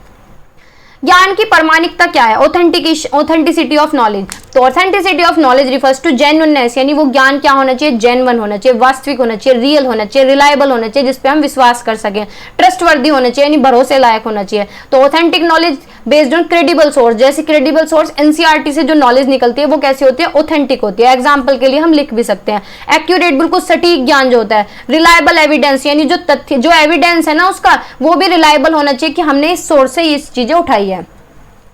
किसी भी तरीके का उसमें बायसनेस नहीं होना चाहिए, पक्षपात या किसी भी तरीके का डिफरेंस नहीं होना चाहिए, डिस्टोर्शन नहीं होना चाहिए, वो मैनिपुलेट ना हो, रिफ्लेक्ट करे कि ट्रू प्रेजेंटेशन है, रिप्रेजेंटेशन है रियलिटी का। तो authentic knowledge obtain from rigorous research, यानी बहुत सही रिसर्च करनी पड़ेगी, जब जाके आपको ऑथेंटिक डेटा मिलेगा। Critical thinking and verification process ensure it's validity and integrity, यानी जो ऑथेंटिक डेटा होता है वो बहुत मेहनत से, रिगरस रिसर्च के बाद आता है, क्रिटिकल थिंकिंग के बाद आता है, वेरीफाई करना पड़ता है, हम एक्सपेरिमेंट करते हैं, टेस्ट करते हैं कि ये नॉलेज वैलिड है नहीं है। ये हमने पढ़ लिया है correlation of language and education. तो लैंग्वेज और एजुकेशन क्या है, तो लैंग्वेज जो है मीडियम है सीखने का, प्राइमरी मीडियम, बिल्कुल सेम क्वेश्चन हमने पीछे पढ़ा है। तो लैंग्वेज क्या है, प्राइमरी मीडियम है जिससे हम सीखते हैं, कम्युनिकेशन करते हैं, लेकिन किसमें, एजुकेशनल सेटिंग में। तो एक दूसरे से कोरिलेट हुए ना, यानी भाषा का प्रयोग एजुकेशन में हो रहा है। एक्विजिशन ऑफ नॉलेज, लैंग्वेज जरूरी है नॉलेज एक्वायर करने के लिए, लेकिन करते किसमें है, किसके कंटेक्स्ट में करते हैं, एजुकेशन के कंटेक्स्ट में करते हैं। कॉम्प्रिहेंशन और एक्सप्रेशन है, नॉलेज जो है प्रोफिशिएंसी, अगर हमें अच्छी लैंग्वेज होगी, लैंग्वेज में अगर अच्छी प्रोफिशिएंसी होगी, दक्षता होगी, तो हम अपने आप को एक्सप्रेस कर पाएंगे, लेकिन किसके द्वारा, एजुकेशन के द्वारा, एजुकेशनल कंटेंट में। क्रिटिकल थिंकिंग और एनालिसिस, यानी लैंग्वेज हमारी क्रिटिकल थिंकिंग को इजी बनाती है, सुगम बनाती है, हम अपने आप को एक्सप्रेस कर पाते हैं। लिटरेसी डेवलपमेंट करती है, एजुकेशन का रोल होता है लिटरेसी डेवलपमेंट का, लेकिन उसमें लैंग्वेज भी इंक्लूड होती है। तो लिटरेसी में क्या आता है, लिखना पढ़ना, बेसिक चीजें आपको पता होनी चाहिए, तो एजुकेशन कनेक्ट हुई, कल्चरल अंडरस्टैंडिंग होती है। अब merits of chronological approach of curriculum construction, यानी पाठ्यचर्या निर्माण के कालानुक्रम दृष्टिकोण के गुण। तो development, continuity, logical sequence, contextual understanding, interdisciplinary connection, cultural appreciation, critical thinking, engagement, application, retention, holistic learning पढ़ते हैं एक एक करके। विकासात्मक निरंतरता, यानी छात्रों के संज्ञानात्मक विकास के साथ संरेखित सुचारू प्रगति सुनिश्चित करना, ठीक है। लॉजिकल सीक्वेंस, यानी करिकुलम क्या है, present a logical order build upon prior knowledge, यानी जब हम कुछ भी पढ़ते हैं, सीखते हैं, तो हमारी जो नॉलेज होती है वो किसके आधार पे बनती है, प्रायर नॉलेज के आधार पे, एक ऑर्डर में, कि पहले से हमें जो पता है उसी लॉजिकल सीक्वेंस में हम चल रहे हैं, ठीक है। कंटेक्चुअल अंडरस्टैंडिंग, कंटेक्चुअल यानी place concept with in historical context, enhancing comprehension, यानी अवधारणाओं को ऐतिहासिक संदर्भों में रखता है और समझ को बढ़ाता है, ठीक है। इंटरडिसिप्लिनरी कनेक्शन, यानी कनेक्ट करना एक सब्जेक्ट को दूसरे सब्जेक्ट के साथ, ही एक डिसिप्लिन को दूसरे डिसिप्लिन के साथ। कल्चरल एप्रिसिएशन, यानी अपने कल्चर को प्रिजर्व करना, हिस्टोरिकल पर्सपेक्टिव को देखना, उसकी सूझबूझ की समझ देना, करिकुलम काम करता है ये। क्रिटिकल थिंकिंग हमारी डेवलप करता है, क्रिटिकल थिंकिंग स्किल्स को बढ़ावा देता है, एंगेज करता है, तो कैप्टिवेट, बच्चों के इंटरेस्ट को एक तरीके से एंगेज करता है, अट्रैक्ट करता है, जिससे सारे बच्चे इन्वॉल्व हो पाते हैं। एप्लीकेशन, यानी जो हमारी नॉलेज है उसे रियल वर्ल्ड में अप्लाई करने के लिए भी करिकुलम कहता है। रिटेन कर पाते हैं हम चीज़ों को, कनेक्ट कर पाते हैं। होलिस्टिक लर्निंग एक तरीके से समग्र शिक्षा हमें प्रदान करता है, ठीक है। तो ये था क्रोनोलॉजिकल अप्रोच, यानी एक मेरिट बतानी थी, करिकुलम कंस्ट्रक्शन के एक तरीके से गुण बताने थे। तो यानी हमारी समझ विकसित करता है, लॉजिकल सीक्वेंस हमें देता है, एक संदर्भ की समझ देता है, इंटरडिसिप्लिनरी कनेक्ट कर पाते हैं, हम कल्चर को अप्रिशिएट कर पाते हैं, हमारी सोच समझ सारी विकसित होती हैं, एंगेज कर पाते हैं, अप्लाई कर पाते हैं, हम नॉलेज को रिटेन कर पाते हैं, होलिस्टिक लर्निंग हमारी होती है। प्रिंसिपल ऑफ करिकुलम कंस्ट्रक्शन, यानी गतिविधि और अनुभव का सिद्धांत, जो हम पाठ्यक्रम को कंस्ट्रक्ट करते हैं उसके सिद्धांत क्या है। तो पहला क्या है, पाठ्यक्रम हमारी गतिविधि आधारित होना चाहिए, एक्सपीरियंस के आधार पे होना चाहिए। करिकुलम में सिर्फ यही नहीं है कि हमें सिर्फ थ्योरी पढ़ाया जाए, रटवाया जाए। करिकुलम ऐसा होना चाहिए जो एक्टिविटी बेस्ड, जो बच्चे करके सीखें, अपने खुद के एक्सपीरियंस खुद जनरेट करें। फ्लेक्सिबल होना चाहिए, चेंजेबल होना चाहिए, इंडिविजुअल डिफरेंस पे आधारित होना चाहिए, यानी व्यक्तिगत भिन्नता पे आधारित होना चाहिए, क्योंकि हर बच्चा एक दूसरे से अलग होता है और जहां बदलाव करने की जरूरत है वहां बदलाव भी किया जाए। फ्लेक्सिबल का मतलब भी यही होता है कि हम बच्चे के अकॉर्डिंग चीजों को एडेप्ट कर लें, चेंज कर दें, बच्चे की नीड्स की, एज, सर्कमस्टांसेस, उसके लेवल के अकॉर्डिंग। यूटिलिटी होता है यानी उपयोगिता का सिद्धांत, यानी करिकुलम ऐसा नहीं होना चाहिए कि बस हमने 12th पास कर ली, 12th में 90% आ गए, फिर उसके बाद हमने ग्रेजुएशन कर ली, लेकिन वो हमारे कहीं भी काम नहीं आ रही है। तो यूटिलिटी का मतलब है कि जो हमें रोजगार दिलवा सके, हम जिससे अपनी लाइवलीहुड चला सकें, कमा सकें, सीख सकें, अपना फ्यूचर सिक्योर कर सकें, है ना। 2021 का पेपर आ गया है, एपिस्टेमोलॉजी हमने पढ़ लिया। एपिस्टेमोलॉजी के अंदर हम नॉलेज को पढ़ते हैं, नॉलेज का नेचर कैसा है, नॉलेज की लिमिटेशन क्या सी है, कहाँ से ज्ञान आया है, कैसे ज्ञान हम लेते हैं, कौन कौन से सोर्सेज हैं, क्या वैलिड नॉलेज होती है, अगर कोई ज्ञान है तो वो कहाँ से आया है, ज्ञान सही है तो वो हमें कैसे पता है कि ज्ञान सही है। तो ये सारी चीज़ों के अंदर, सारी चीज़ हम कहाँ पढ़ते हैं, एपिस्टेमोलॉजी के अंदर पढ़ते हैं। अब जॉन डुई की एपिस्टेमोलॉजी क्या कहती है, तो जॉन डुई क्या है, एक फिलोसोफर थे, एजुकेशनल रिफॉर्मर भी थे। इन्होंने काम किया है एपिस्टेमोलॉजी के फील्ड में भी अपना योगदान दिया है। ये पार्टिकुलरली थ्रू प्रैग्मेटिक अप्रोच, यानी ये सारी चीजों को कहते थे कि एक्सपीरियंशियल बेस्ड लर्निंग होनी चाहिए, यानी एक्सपेरिमेंट करके सीखोगे, जितना अपने हाथों से एक्सपेरिमेंट करोगे, जितना अनुभव करोगे उतना सीखोगे, ऐसा जॉन डुई कहते थे। तो एक्सपीरियंशियल इंक्वायरी पे बात करते हैं, तो डीवी जोर देते हैं कि हमारे जीवन में एक्सपीरियंसेस का बहुत रोल है। हम नॉलेज को कैसे एक्वायर करना चाहिए, हमें एक्सपीरियंस के माध्यम से, अनुभव के माध्यम से हमें ज्ञान लेना चाहिए, इसी तरीके से नॉलेज को एक्वायर करना चाहिए। He believe knowledge arises from active inquiry and interaction with the environment, यानी इनका मानना था जो ज्ञान है वो इंक्वायरी से आएगी, पूछताछ जब हम करेंगे एक्टिवली तब आएगा, और जब हम एनवायरनमेंट से इंटरेक्ट करेंगे, लिंक करेंगे चीजों को, तो हमें अच्छी नॉलेज होगी। प्रैग्मेटिज्म थे, जॉन डुई जो है वो प्रैग्मेटिज्म थे, positive value of knowledge lies in practical application, यानी चीजों को प्रैक्टिकली अप्लाई करके जब हम देखेंगे तब हमें ज्ञान होगा, तब हमारा वो ज्ञान जो है यूजफुल होगा, इससे हमारी प्रॉब्लम सॉल्विंग डेवलप होगी, हम चीजों को अडेप्ट करना सीख जाएंगे। रिफ्लेक्टिव थिंकिंग पे बात करते हैं कि इंपोर्टेंस ऑफ रिफ्लेक्टिव थिंकिंग, यानी जो हमने सीखा है उससे हमारी सोच समझ विकसित होनी चाहिए, जो आलोचनात्मक सोच है वो विकसित होना चाहिए, हमारी अंडरस्टैंडिंग डेवलप हो और मीनिंगफुल लर्निंग हो, यानी अर्थपूर्ण अधिगम होना चाहिए। लर्निंग बाय डूइंग होना चाहिए, वही मैं बता रही हूँ कि एक्सपीरियंस कैसे करेंगे, जब करके सीखेंगे तो इससे हमारी डीपर अंडरस्टैंडिंग होगी, यानी गहरी समझ विकसित होगी और नॉलेज हम रिटेन कर पाएंगे। दूसरा क्या होना चाहिए, सामाजिक संदर्भ में होना चाहिए, यानी हमारे कंटेक्स्ट में हो, यानी नॉलेज को हम इस तरीके से कंस्ट्रक्ट करें जो हमारे रियल लाइफ से जुड़ी हुई हो। सोशल स्ट्रक्चर हमने पढ़ लिया। स्कीमा थ्योरी ऑफ रीडिंग पढ़ते हैं, तो पढ़ने का स्कीमा सिद्धांत क्या है, schema theory of reading posit that comprehension is achieved by relating new information to pre existing information, यानी पहले से जो चीज हमें आती है उसे नई इन्फॉर्मेशन के साथ क्या करना, कनेक्ट करना, क्या कहलाता है, स्कीमेटा कहलाता है। तो स्कीमेटा क्या है, मेंटल फ्रेमवर्क और structure that help organize and interpret information, यानी मेंटल फ्रेमवर्क, हमने कोई भी चीज देखी तो हमारे दिमाग में क्या बन जाता है, स्कीमा बन जाता है, ठीक है, जिससे हम इंफॉर्मेशन को इंटरप्रेट कर पाते हैं, ऑर्गेनाइज कर पाते हैं। प्रायर नॉलेज पे बेस्ड होता है, तो reader use background knowledge to make sense of new text, यानी कोई भी नई चीज हम देख रहे हैं तो पहले से जो स्कीमा है उसके आधार पे हम दूसरे का एक तरीके से नॉलेज गेन करते हैं या फिर अपना परसेप्शन बनाते हैं।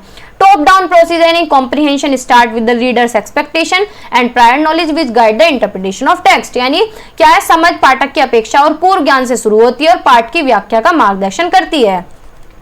इंटरेक्टिव प्रोसेस है, reading involves N interaction between the reader, existing knowledge and the new information, यानी जो इसमें रीडिंग है यानी क्या है, फोर्थ प्रोसेस, पाठक के पढ़ने में पाठक और मौजूदा ज्ञान और पाठ में नई जानकारी के बीच बातचीत शामिल होती है, यानी नई जो इन्फॉर्मेशन और पहली जो इन्फॉर्मेशन है उसके बीच में इंटरेक्शन होना। प्रिडिक्टिंग और इन्फरिंग होती है, जब हमें पहले से कोई ज्ञान होता है उसके आधार पर हम कोई भी चीज प्रिडिक्ट कर सकते हैं, जैसे कि अनुमान लगाना। मैंने आपको बताया कि कोई भी इंसान तभी अनुमान लगा सकता है अगर उसे पहले से थोड़ा बहुत ज्ञान हो। हम हम अनुमान अपने एक्सपीरियंसेस के बेस पे लगाते हैं। जैसे हमारे परिवार वाले हमारे घर के, आपके घर के बोलते होंगे कि हमें बहुत अनुभव है, हमने दुनिया देखी है, हमें ये पता है ना, तो वो क्या है, एक तरीके से उनका अनुमान है। अगर वो कोई भी बात कहते हैं तो अपने एक्सपीरियंस के बेस पे ही कहते हैं। इंटीग्रेटेड करिकुलम हमने कई बार पढ़ लिया कि एक सब्जेक्ट को दूसरे सब्जेक्ट के साथ कनेक्ट करना। इंटर सब्जेक्ट यानी एक सब्जेक्ट को दूसरे सब्जेक्ट के या एक स्किल को या एक कंटेंट को लिंक करना। अब देखो हिल्डा टाबा मॉडल पढ़ते हैं, अब तक पूछा नहीं गया है, ये 2020 में पूछा गया है। तो हिल्डा टाबा मॉडल क्या है? Hilda Taba model of curriculum development is based on several की एजम्पशंस। तो पहला क्या है? Teacher involvement. Hilda Taba model में हिल्डा टाबा मॉडल जो है वो करिकुलम डेवलप करने पे है कि करिकुलम को कैसे डेवलप करना है, और इसमें इसके कुछ की एजम्पशंस हैं, कुछ मान्यताएं हैं कि टीचर का इन्वॉल्वमेंट होना चाहिए। Teacher as the one who interact with student, teacher ही वो है जो बच्चों के साथ अंतर्क्रिया करता है। और एक तरीके से चाइल्ड सेंटर्ड अप्रोच की बात ये करते हैं कि बाल केंद्रित उपागम या बाल केंद्रित पाठ्यक्रम होना चाहिए, चाइल्ड सेंटर्ड एजुकेशन होनी चाहिए कि बच्चे को केंद्र में रखा जाए। नीड बेस्ड होनी चाहिए, देखो लिखा हुआ है कि बच्चे की नीड के आधार पे होनी चाहिए, सोसाइटी की नीड, सब्जेक्ट मैटर क्या है उसी के आधार पे करिकुलम डिजाइन किया जाए।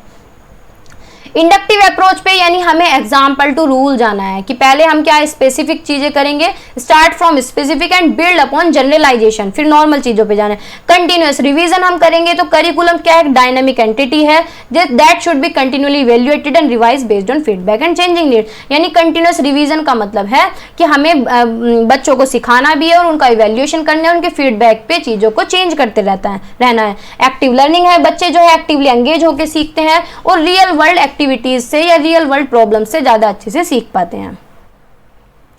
Principal of curriculum construction according to sociology, समाज शास्त्र के अनुसार पाठ्यचर्या निर्माण का सिद्धांत बताना है।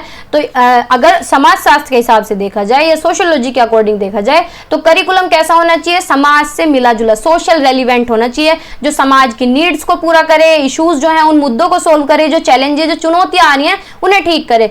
कल्चरल इंक्लूसिविटी होनी चाहिए, यानी सारे कल्चर, डाइवर्स कल्चर जो है उसको इंक्लूड किया जाए और कल्चर की समझ को बढ़ावा दिया जाए। सामाजिक जिम्मेदारी होनी चाहिए, करिकुलम ऐसा होना चाहिए कि सामाजिक जिम्मेदार बनाए वो हर एक इंसान को। कम्युनिटी इन्वॉल्वमेंट होना चाहिए, हर एक स्टेक होल्डर्स को इन्वॉल्व करे। स्टेक होल्डर्स क्या होते हैं? जो एजुकेशन प्रोसेस में सारे लोग इन्वॉल्व होते हैं, जैसे बच्चा है, टीचर है, एडमिनिस्ट्रेशन है, हेडमास्टर है, कम्युनिटी है, सोसाइटी है। इक्विटी एंड एक्सेस होनी चाहिए, करिकुलम ऐसा होना चाहिए जो सब तक हो, चाहे किसी की पृष्ठभूमि कुछ भी हो, जाति कोई भी हो, धर्म कोई भी हो।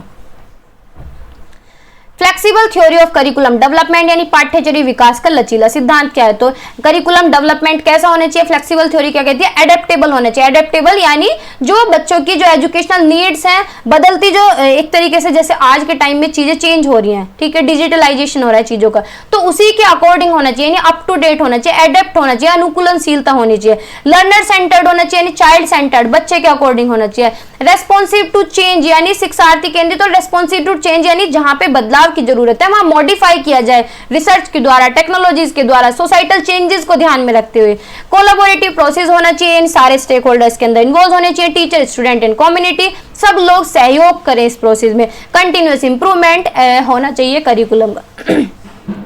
कंटिन्यूअस इंप्रूवमेंट क्या कब होगा? जब ऑनगोइंग फीडबैक मिलेगा। करिकुलम और सिलेबस में क्या डिफरेंस है? तो करिकुलम क्या होता है? करिकुलम जो सिलेबस है ना, वो करिकुलम का एक तरीके से बच्चा मान सकते हैं, ठीक है, क्योंकि करिकुलम के अंदर सारी चीजें आ जाती है और सिलेबस इसका एक छोटा सा पार्ट है। करिकुलम के अंदर टीचर्स भी आ जाते हैं, स्कूल का पूरा जितना भी एक तरीके से ओवरव्यू होता है, स्कूल का एडमिनिस्ट्रेशन, स्कूल का मैनेजमेंट, स्कूल की जो गाइडलाइंस हैं, पूरा सिलेबस इसके अंदर आ जाता है, टीचिंग एड्स इसके अंदर आ जाते हैं, TLM जितना होता है, टीचिंग लर्निंग मटेरियल, वो सारा करिकुलम के अंदर आ जाता है। तो हुआ ना ब्रॉड, तो यानी करिकुलम क्या है? ब्रॉड है, कॉम्प्रिहेंशन है, पूरे एंटायर एजुकेशन सिस्टम या एंटायर प्रोग्राम को ये इन्वॉल्व रखता है। लेकिन सिलेबस क्या है? छोटा है भाई, साइंस का सिलेबस है, ये बीएड का सिलेबस है, तो ये तो बुक्स हो गई। तो करिकुलम सिलेबस क्या होता है? छोटा होता है, स्पेसिफिक सब्जेक्ट और कोर्स पे फोकस करता है। लेकिन करिकुलम क्या है? गोल्स पे, ऑब्जेक्टिव्स पे, लर्निंग एक्सपीरियंस पे, और आकलन कैसे करना है, कैसे पढ़ाना है, क्या तरीके होने चाहिए, वो सारी चीजें करिकुलम के अंदर होती हैं। लेकिन सिलेबस में क्या है? टॉपिक क्या पढ़ाने हैं, पढ़ना कैसे है, असाइनमेंट कौन से देने हैं, टास्क कौन से देने हैं, असेसमेंट, बच्चों का आकलन कैसे करना है। करिकुलम जो है ये पूरे साल चलता है या पूरे डिग्री प्रोग्राम में चलता है। अब आपका बीएड का जो सिलेबस है वो 2019 में अपडेट हुआ था, 2019 से वही सिलेबस चल रहा है, ठीक है, लेकिन चेंज हो सकता है, लेकिन उससे पहले चेंज हुआ 2019 में नया आया, तो यानी 4 साल में 3 साल में चेंज हो रहा है। लेकिन करिकुलम जो है वो करिकुलम नहीं चेंज होता। बीएड जो है बनी हुई है इतने सालों से, वो चेंज हो रही है क्या? हाँ, उसमें थोड़े बहुत बदलाव आ सकते हैं। तो गाइडलाइन ओवरऑल इसके अंदर सारे एजुकेशनल एक्सपीरियंस आ जाते हैं, लेकिन इसके आउटकम्स लॉन्ग टर्म होते हैं। लेकिन जो सिलेबस होता है वो डेली टीचिंग पे बेस्ड होता है, लर्निंग एक्टिविटीज पे बेस्ड होता है। करिकुलम क्या है? करिकुलम कमेटी क्रिएट करती है, एजुकेशनल ऑथोरिटीज क्रिएट करते हैं, लेकिन सिलेबस को क्या है? टीचर क्रिएट करता है, टीचर पढ़ाता है, टीचर डेवलप करता है, कोर्स डिजाइनर डेवलप करता है। करिकुलम ज्यादा फ्लेक्सिबल होता है, क्योंकि बदलाव करिकुलम में भी होता है। जैसे कि एनसीएफ, नया एनसीएफ आया तो करिकुलम चेंज हो गया, तो यानी फ्लेक्सिबल तो हुआ ना, बदलाव हो रहे हैं। लेकिन सिलेबस जो है एक तरीके से रिजिड होता है, 1 साल के लिए फिक्स है, तो 1 साल के बीच में थोड़ी ना बदल जाएगा। अब आपके पेपर आ रहे हैं, ऐसे थोड़ी है कि कल को आपको कह दें कि ये सब्जेक्ट सारे हट गए, अब आपके नए सब्जेक्ट आएंगे, नहीं, ऐसे नहीं होगा ना। ये क्या हो गया? ऑब्जेक्टिव ऑफ टीचिंग स्पेलिंग, यानी वर्तनी सिखाने के उद्देश्य, जो हम बच्चों को स्पेलिंग सिखाते हैं उसके उद्देश्य क्या है? तो इससे एक्यूरेसी आती है, बच्चे शब्द सही कर पाते हैं। फिनेमिक अवेयरनेस, यानी साउंड के बारे में, साउंड लेटर उन्हें पता चल जाता है। जैसे नॉन, बहुत सारे बच्चे जो हैं, छोटे बच्चों की बात कर रही हूँ, आप लोगों के लिए, नॉन को क्या है? क्नॉन भी बोल देते हैं बच्चे, है ना। तो इस तरीके से जो फिनेमेनिक अवेयरनेस है वो बच्चे अवेयर हो जाते हैं। वोकैब उनकी एक्सपेंड होती है, यानी जो वर्ड पावर है वो ज्यादा बढ़ती है। रीडिंग कॉम्प्रिहेंशन, वो पढ़ सकते हैं, वर्ड्स को रिकॉग्नाइज कर सकते हैं, देख सकते हैं, स्पेलिंग ठीक कर सकते हैं। राइटिंग प्रोफिशिएंसी, जब पढ़ने की समझ होगी और जब वर्ड सही करेंगे तो लिख भी तो तभी पाएंगे, तो यानी राइटिंग प्रोफिशिएंसी उनकी अच्छी हो जाती है। वर्ड्स को याद कर पाते हैं, मेमोरी स्किल अच्छी हो जाती है। पैटर्न को रिकॉग्नाइज कर लेते हैं कि किस तरीके से किस वर्ड का पैटर्न होगा, कॉन्फिडेंस उनके अंदर आता है। थ्योरीज ऑफ लैंग्वेज डेवलपमेंट, तो थ्योरी क्या है? चॉम्स्की की थ्योरी, स्किनर की थ्योरी, वाइगोत्स्की की थ्योरी, पियाजे की थ्योरी, जो भी हमने लर्निंग थ्योरीज पढ़ी हैं बीएड फर्स्ट ईयर में, उनमें से 2-4 आप पॉइंट्स लिख देना, ठीक है। तो चॉम्स्की किस चीज पे बात करते हैं? कि बच्चे के अंदर जन्मजात क्षमता होती है लैंग्वेज को एक्वायर करने की, भाषा को अर्जित करने की। स्किनर क्या कहते हैं? कि लैंग्वेज जो है रीइंफोर्समेंट के द्वारा आती है, इमिटेशन के द्वारा आती है, यानी अनुकरण के माध्यम से आती है। Sorry, Skinner. वाइगोत्स्की क्या कहते हैं? वाइगोत्स्की कहते हैं कि बच्चा सामाजिक संदर्भ में सीखता है, यानी समाज में इंटरेक्शन करके, समाज में अपने घर से सीखेगा, पड़ोस में सीख लेगा, कल्चरल कंटेक्स्ट में सीखेगा। अब जैसे बच्चे गाली देना सीख लेते हैं तो वो कहाँ से सीखते हैं? सोशल इंटरेक्शन के माध्यम से सीखते हैं ना, तो ऐसा कौन कहते हैं? वाइगोत्स्की। पियाजे क्या कहते हैं? पियाजे कहते हैं कि बच्चा अपने ज्ञान का निर्माण खुद करता है, उसकी लैंग्वेज डेवलपमेंट जो है लिंक होती है उसकी कॉग्निटिव डेवलपमेंटल स्टेज से, ठीक है। ये क्या है? Connectionist model suggest language learning is based on creating neural connection through exposure और प्रैक्टिस, यानी एक्सपोज करके, प्रैक्टिस के माध्यम से बच्चा सीखता है। नॉलेज पैटर्न्स हमने पढ़ लिया है पीछे। कॉजेज ऑफ डिफेक्टिव प्रोनाउंसिएशन, यानी दोषपूर्ण उच्चारण के कारण क्या है? जो प्रोनाउंसिएशन हम गलत करते हैं उसके कारण क्या है? कि भाई बच्चे सुनते नहीं है क्लास में, हियरिंग इंपेयरमेंट, या तो वो सुनना नहीं चाहते या उन्हें सुनने में प्रॉब्लम होती है, तो वो उनके प्रोनाउंसिएशन को अफेक्ट करती है। स्पीच डिसऑर्डर, जिस बच्चे को बोलने में प्रॉब्लम होती है तो उसे स्पीच डिसऑर्डर भी तो हो सकता है, किसी तरीके का विकार भी हो सकता है, उसकी जीभ मोटी हो सकती है, या उसका कोऑर्डिनेशन नहीं बन रहा है, वो लैंग्वेज को एक तरीके से ग्रैब नहीं कर रहा है। लैंग्वेज इंटरफेरेंस, यानी influence from first language can lead to incorrect pronunciation in a second language. जैसे कि हमारी जो है हिंदी भाषा है, लेकिन अब जैसे कि मतलब मुझे ही मान सकते हैं, चलो मैं ही हूँ, अपने ही लैंग्वेज, अपने ही एग्जांपल देती हूँ, आपका क्यों दूँ, कि मैं देसी हूँ बिल्कुल, एक तरीके से अगर मैं बोलना चाहूँ तो बिल्कुल देसी बोल देती हूँ। लेकिन बहुत बार क्या होता है कि जो मेरी देसी लैंग्वेज है, जो मेरे क्षेत्र की लैंग्वेज है, वो मेरी सेकेंड लैंग्वेज के आड़े आ जाती है, रास्ते में आ जाती है, तो ये क्या होता है? लैंग्वेज इंटरफेरेंस होता है। लैक ऑफ फिनेटिक अवेयरनेस, यानी ध्वन्यात्मक जागरूकता का अवेयर, यानी पता नहीं होना, साउंड लेटर रिलेशनशिप पता नहीं होना कि इसका साउंड क्या आएगा, ठीक है। लिमिटेड एक्सपोजर होना, ज्यादा लोगों से कनेक्ट ना हो पाना, तो इस वजह से भी प्रोनाउंसिएशन खराब हो जाती है। एनाटॉमिकल इश्यूज होना, यानी फिजिकल एबनॉर्मलिटीज होना, किसी भी तरीके की नॉर्मल स्पीच प्रोडक्शन में, यानी जीभ मोटी हो सकती है, किसी भी तरीके का एनाटॉमिकल इश्यूज हो सकते हैं, शारीरिक मुद्दे। वैलिडिटी ऑफ नॉलेज, यानी ज्ञान की वैधता क्या है? इसी तरीके का ऑथेंटिक नॉलेज जो है वो एक तरीके से वैलिडिटी ऑफ नॉलेज की जैसा ही है। तो वैलिडिटी ऑफ नॉलेज क्या होनी चाहिए? एक्यूरेट होनी चाहिए, सटीक होनी चाहिए, रिलायबल होनी चाहिए, क्रेडिबल होनी चाहिए। एक्यूरेट होनी चाहिए यानी सटीक हो, रिलायबल हो, विश्वसनीयता हो, रेलिवेंट हो, मिलीजुली हो, कंटेक्स्ट स्पेसिफिक हो, कोहेरेंस हो यानी लॉजिकली फिट होती हो, और एम्पेरिकल सपोर्ट हो यानी सपोर्टेड बाय एम्पेरिकल एविडेंस और एक्सपेरिमेंटेशन, यानी जिसे हम प्रूव कर सकें, वो क्या कहलाती है? वैलिड नॉलेज कहलाती है। प्रोनाउंसिएशन स्किल क्या होती है कि फिनेमिक, हम साउंड से अवेयर होने चाहिए, हमें स्ट्रेस पता होना चाहिए कि कहाँ हमें पोज लेना है, कहाँ कैसे करना है। Intonation, rise and fall of voice, कहाँ तेज बोलना है, कहाँ कम बोलना है, फुल स्टॉप पे किस तरीके का पोज लेना है। रिदम यानी हमारा फ्लो ऑफ स्पीच कैसा होना चाहिए। आर्टिकुलेशन यानी हमें किस तरीके से टंग को कहाँ टच करना है, लिप्स किस तरीके से खोलने हैं, बंद करने हैं, माउथ का फेस गेस्चर्स कैसे होने चाहिए, कैसे साउंड प्रोड्यूस करनी है। एसेंट जो होता है, एसेंट यानी एक तरीके से जो हमारी बोली होती है, जैसे मेरी बोली देख के पहचान जाते हैं लोग की, बहुत बार कमेंट भी आता है दीदी आप बागपत से हो गए, तो ये मेरा एसेंट है ना, उच्चारण पैटर्न है। देखो देखो लिखा भी हुआ है, देसी वक्ताओं की विशेषता वाले उच्चारण पैटर्न का उपयोग करना। Ways to improve writing skills, यानी जो लिखने का कौशल है उसे हम कैसे इम्प्रूव कर सकते हैं। तो डेली हमें पढ़ने की हैबिट होनी चाहिए, क्योंकि जब वर्ड पढ़ेंगे हमारी वोकैब इम्प्रूव होगी, हम सेंटेंस को समझेंगे और उससे हम अच्छे तरीके से लिख सकते हैं। राइटिंग की प्रैक्टिस करें। आप कुछ लोग कहते हैं पेपर में हमसे लिखा नहीं जाता, तो राइटिंग की प्रैक्टिस आपको करनी पड़ेगी, तभी तो आपकी राइटिंग स्किल्स इंप्रूव होंगी। रिवाइज और एडिट करें, फीडबैक लें, क्रिटिसिज्म फ्रॉम टीचर, टीचर ने कहा दिया गलत है फिर दोबारा लिखो, इंप्रूवमेंट करते रहना है, रिवाइज करना है, एडिट करना है, अपनी वोकैब को बढ़ाना है, ग्रामर ज्यादा से ज्यादा पढ़ना चाहिए। बहुत से बच्चे पेपर में इस तरीके से लिखते हैं कि एग्जामिनर भी अपना चश्मा हटा के सोचता होगा कि भाई कैसे पढ़ूं इसकी कॉपी, ये तो खुद भी नहीं पढ़ पाएगा, है ना। जब हम लोगों के एमएड के पेपर थे तो एक बच्चा एग्जाम हॉल से बाहर निकल के कह रहा था कि मैं इस तरीके से कॉपी लिख के आया हूँ कि मैं ही नहीं पढ़ सकता उसे, तो एग्जामिनर क्या पढ़ेगा। तो ग्रामर पढ़ना भी बहुत जरूरी है। यूज राइटिंग टूल्स हम यूज कर सकते हैं, जैसे कि डिक्शनरी है, थेजर्स हैं, ग्रामर चेकर्स हैं। Gandhi ji views on child centred education, Gandhi ji का क्या विजन था, क्या दृष्टिकोण था बाल केंद्रित शिक्षा को लेके। तो गांधी जी ये कहते थे कि भाई एजुकेशन ऐसी होनी चाहिए जो बच्चे का सर्वांगीण विकास करे, सर्वांगीण उनके सारे एस्पेक्ट आ जाए बच्चे के, उसका physical development, mental development, social development, spiritual development, उसका इंटेलेक्चुअल डेवलपमेंट। एजुकेशन ऐसी होनी चाहिए जो बच्चा करके सीखे, यानी एक्टिविटीज पे इनका फोकस था कि अपने हाथ से करके सीखे। सेल्फ रिलायंस होनी चाहिए, यानी आत्मनिर्भर भारत, जिसकी बात मोदी जी भी करते हैं कि बच्चा अपने पैरों पे खड़ा हो, इंडिपेंडेंट हो। मोरल एजुकेशन होनी चाहिए, नैतिक मूल्य भी बच्चों को एजुकेशन के माध्यम से सिखाया जाए और उनके संदर्भ से जुड़ी हो, यानी जो भी हम उन्हें कला सिखा रहे हैं, जो भी हम उन्हें स्किल सिखा रहे हैं वो उनके क्षेत्र से जुड़ी हुई हो। ठीक है, जैसे कश्मीर साइड की बात कर लेते हैं या मनाली साइड की बात कर लेते हैं तो उधर ऊनी कपड़ा चलता है, तो इस तरीके से गांधी जी कहते थे कि जो एरिया की डिमांड है उसी के अकॉर्डिंग कला सिखाई जाए।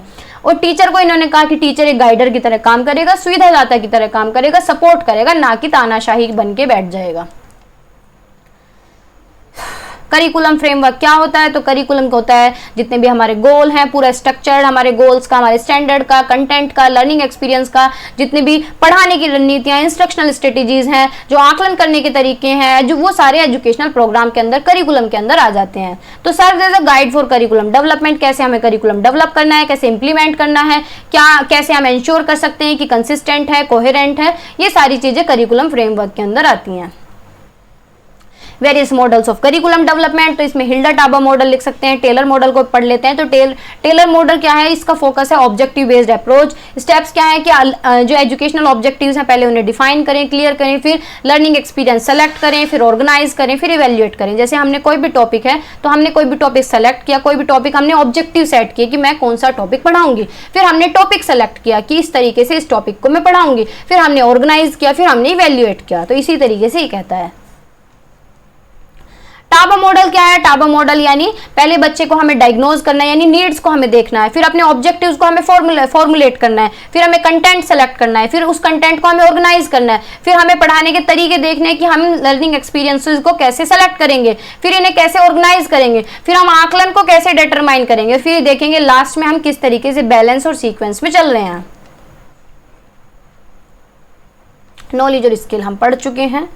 So this is all for today. Hopefully class आपको अच्छी लगी होगी, समझ में आई होगी। अगर समझ आई है, अच्छी लगी तो लाइक शेयर सब्सक्राइब आप लोग कर सकते हैं, बेल आइकन ऑन कर लेना और कमेंट अच्छे अच्छे किया करो ताकि पता चले कि आप लोग इंटरेक्ट कर रहे हैं, आप लोग सीख रहे हैं, आप लोग समझ रहे हैं, आप लोगों को मजा आ रहा है। और बाकी जिन लोगों को नोट्स लेने हैं वो मुझे व्हाट्सएप पे मैसेज कर सकते हैं 790 690 1757। आप लोगों के जितने मैसेजेस आते हैं वो मेरे माइंड में रहते हैं, लेकिन बहुत बार टाइम की कमी के कारण बहुत बार कोई मैराथन नहीं हो रही है, तो प्लीज इस चीज को लेके नाराज ना हो। वैसे मैंने सारे सब्जेक्ट की मैराथन्स कराई हुई है, लेकिन जितना मुझसे पॉसिबल हो पाएगा उतना मैं कराऊंगी। ठीक है।